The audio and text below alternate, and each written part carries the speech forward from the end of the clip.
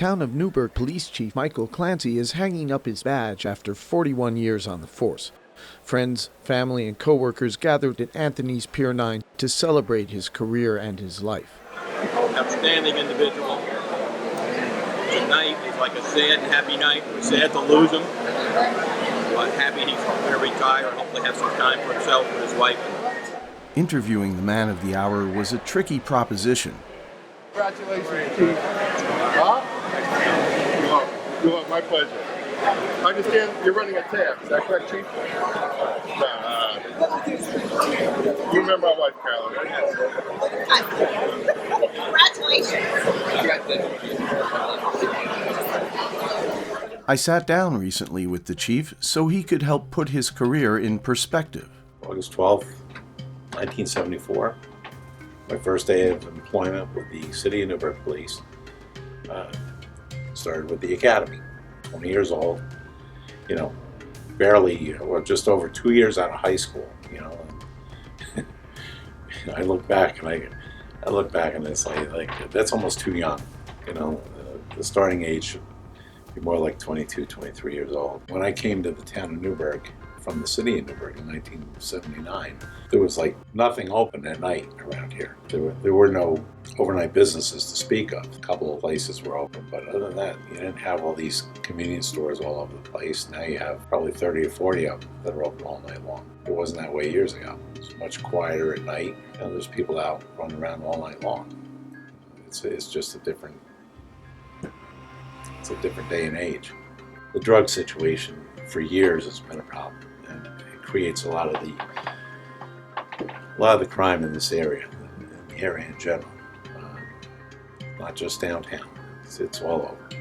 Middle-income families with kids who have drug problems out here. It's gone from the prescription meds to the heroin. Heroin was big when I started my career in the mid-70s. Heroin in the city of Newburgh was going crazy.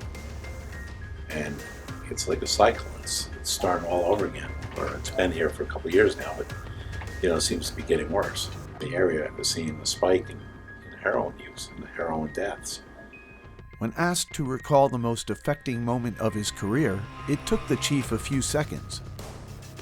Thinking my whole career, one thing that plays back in my mind over and over again was the aftermath of the East Coldenham Elementary School collapse. For the people that lived through that event, children, the teachers, the staff at the school, the ones that survived that incident, the families of the kids who died that day, the families of the kids who were critically injured that day.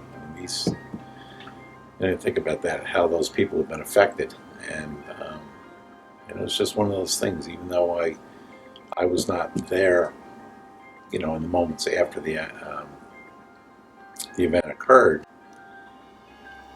I got called into work, and I was dealing with a person. I was a supervisor at the time, and I was dealing with some of our people who were right there, who were with all the other law enforcement and EMTs and fire people who were going through the rubble, pulling kids out, and it was tough on them. And over the years, different people have talked about it, and they still have a tough time with it, and that's totally understandable. So, if there was one thing in my whole career that stands out more than any particular incident, I have to say it was just my small part in the aftermath of that, dealing with some of the personnel from here who had been right there. Jay Berkey, HVNN.com.